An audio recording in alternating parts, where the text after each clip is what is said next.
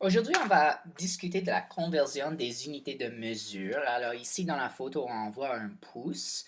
Et on sait que un pouce, ça vaut 2 cm et 54 centièmes. Alors, ça se peut quand vous mesurez à la maison, vous vous servez du système impérial ou le système métrique. Alors ici au Canada, on se sert des deux systèmes de mesure. Alors c'est tellement important qu'on sache quoi faire pour convertir les deux unités de mesure. Voici nos objectifs d'apprentissage. Je peux transformer les unités et je peux mesurer en centimètres et en pieds. Alors, ici au Canada, comme je vous ai déjà dit, on se sert des deux systèmes de mesure, mais le système métrique, c'est notre système officiel ici au Canada. Alors, pour mesurer la vitesse, on mesure en kilomètres par heure. Mais si on va aux États-Unis, par exemple, où ils se servent du système impérial, c'est 1000 par heure. Ici, pour mesurer la température, c'est Celsius aux États-Unis ou dans un pays où ils se servent du système impérial, c'est Fahrenheit. Alors, il y a toutes sortes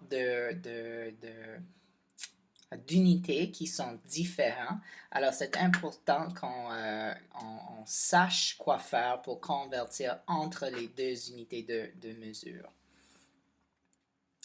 Alors voici juste une carte du monde et on voit que c'est pas souvent qu'on voit les pays qui choisissent le système impérial. Alors ici, on peut voir sur la carte, il y a trois pays qui utilisent le système comme système de mesure, le système impérial comme système de mesure officiel et tous les autres pays en gris, alors ombragé en gris, utilise le système de mesure métrique. Alors, voici juste un exemple de pourquoi c'est important qu'on sache quoi faire avec les unités qui sont différentes dans deux systèmes de mesure différents. Alors, il y avait un arrêt de moteur à cause d'une erreur de conversion en 1983 dans un avion Air Canada. Alors, ce qui est arrivé, il y avait une erreur de conversion d'unité de livre. Alors, livre, c'est une unité pour mesurer le poids en livres à kilogramme. Alors, ce qui est arrivé, c'est qu'il n'y avait pas assez de pétrole dans l'avion. Parce que ce qu'ils ont fait, ils ont mal converti la quantité de pétrole qu'il fallait avoir pour ce vol-là. Alors, ce qui est arrivé, l'avion a presque écrasé, mais ils étaient chanceux, tout le monde a survécu, mais c'était vraiment quelque chose qui est arrivé à l'époque où le Canada a passé au système métrique du système impérial. Alors, il y a toutes sortes d'exemples qu'on peut rechercher en ligne où il y avait des erreurs de conversion et des choses graves se sont arrivées, surtout avec NASA. Il y avait des millions de dollars gaspillés à cause d'une erreur de conversion.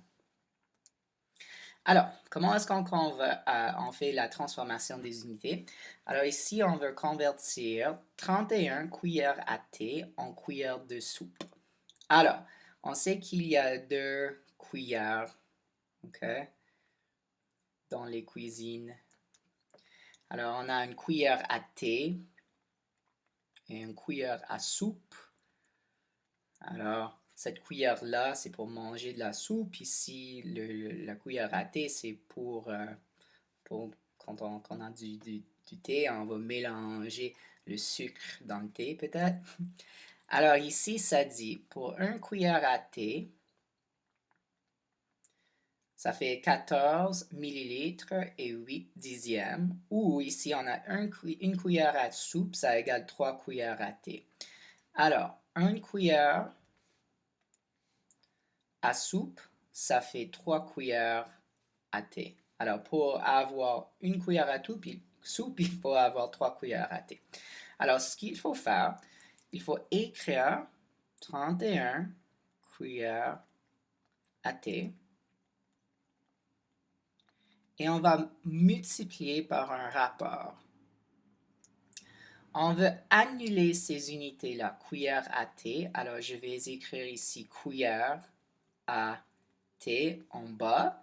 Et on sait que ça fait 3 cuillères à thé pour avoir une cuillère à soupe. Alors, ce qu'on fait maintenant, on fait 31 fois 1 divisé par 3. Et on voit ici que les deux unités s'annulent. Alors, on va faire 31 fois 1 divisé par 3, ou on peut juste faire 31 divisé par 3. 31 divisé par 3, et ça là, ça fait 10 et 3. On va juste arrondir à 10 cuillères à soupe et 3 dixièmes. Ou on peut juste montrer que ça se répète ici, le 3 ici. Alors, voici notre réponse. Et est-ce que ça se tient? Il faut vérifier. Est-ce que ça se tient? Mais oui, parce que si on a 31 cuillères à thé, elles sont plus petites que les cuillères à soupe. Alors, ça se tient. Notre réponse est un petit peu plus petite. Okay? Alors, ça dit 1 litre ici. 1 litre. Et on veut transformer en cuillère de soupe. Alors, si on avait 1 litre, combien de cuillères de soupe y a-t-il? Je pense que ça devrait être cuillère à soupe. Désolé. Combien de cuillères à soupe y a-t-il dans un litre? Alors, on verra. Si on a 1 litre, on va multiplier maintenant en utilisant un rapport. Alors, ici, ça dit que 1 cuillère à soupe, c'est 3 cuillères à thé. Oh non, qu'est-ce qu'on va faire? Alors peut-être on peut tout d'abord convertir en cuillère à thé. Alors, pour savoir combien de cuillères à thé y a-t-il dans 1 litre, il faut tout d'abord convertir en millilitres. Alors, je sais que dans 1 litre, il y a 1000 millilitres. Alors maintenant, les litres et litres, ça s'annule. Maintenant, je suis en millilitres. Je sais qu'il y a 14 millilitres et 8 dixièmes. Oups.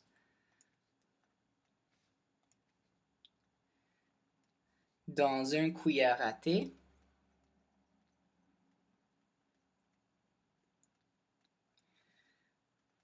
Maintenant, si j'annule les unités, je suis en cuillère à thé maintenant. Maintenant, je peux aller à cuillère à soupe. Alors, on sait qu'il y a 3 cuillères à thé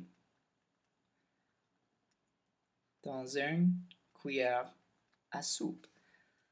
Je peux annuler les unités cuillère à thé. Maintenant, ce que je fais 1 fois 1000 fois 1 fois 1 divisé par 1 fois 14,8 fois 3. Alors, je vais faire sortir la calculatrice. 1 fois 1000, alors ça là, c'est juste 1000. Fois 1, c'est juste 1000. Divisé par 14,8 fois 3. Alors, je vais faire 14,8 fois 3. Ça égale 44,4. Alors, je vais faire 1000 divisé par 44,4. Et j'ai 22,5. 22,5 cuillères à soupe. Alors maintenant, il faut vérifier ma réponse. Dans 1 litre, est-ce que ça se tient? Il y a 22,5 cuillères à soupe dans 1 litre. Oui, je peux imaginer si j'utilise ma cuillère à soupe 22,5 fois, ça va faire peut-être 1 litre. Maintenant, je veux convertir 5 tasses à cuillère à soupe. Alors, comment est-ce que je peux faire ça?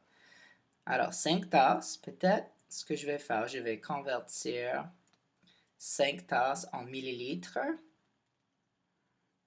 C'est comme une petite casse-tête. On sait qu'une tasse, ça fait environ 240 millilitres. Maintenant, les tasses et les tasses s'annulent. Mais je ne veux pas millilitres, je veux cuillère à soupe. Alors, je vais convertir en cuillère à thé tout d'abord. Il y a dans une cuillère à thé, il y a 14,8 millilitres. Les millilitres maintenant s'annulent. J'ai cuillère à thé comme unité. Maintenant, je sais que un cuillère à thé. Oh, pas un. Combien de cuillères à thé y a-t-il dans une cuillère à soupe? 3. Et maintenant, j'ai cuillère à thé, les deux unités s'annulent. Pour calculer la réponse, on a 5 fois 240 fois 1 fois 1 divisé par 14,8 fois 3. Alors, oui, ma calculatrice, je vais faire 5 fois 240. 5 fois 240 fois 1 fois 1. Je peux faire ça si tu veux. 1200 divisé par 14,8 fois 3. Okay? Ou je peux faire diviser par 14,8 divisé par 3. Et j'ai 27. Je pense que j'avais 27,0. Oui. Je vais mettre le point là pour montrer que c'est une approximation. Alors, est-ce que ça se tient? Si j'ai 5 tasses, ça, là, c'est la même chose que 27 cuillères à soupe. Ben oui, ça se tient beaucoup parce que dans une tasse, il y a beaucoup de cuillères à soupe. Alors, ça se tient que la réponse soit plus grande. Alors, ça dit, les médecins nous disent autrefois qu'il fallait boire 64 onces de l'eau par jour. Transformer 64 onces en tasses. Alors, j'ai 64 onces et je veux avoir les tasses. Alors, on va regarder les rapports. Je sais que 1 once, ça fait 30 millilitres.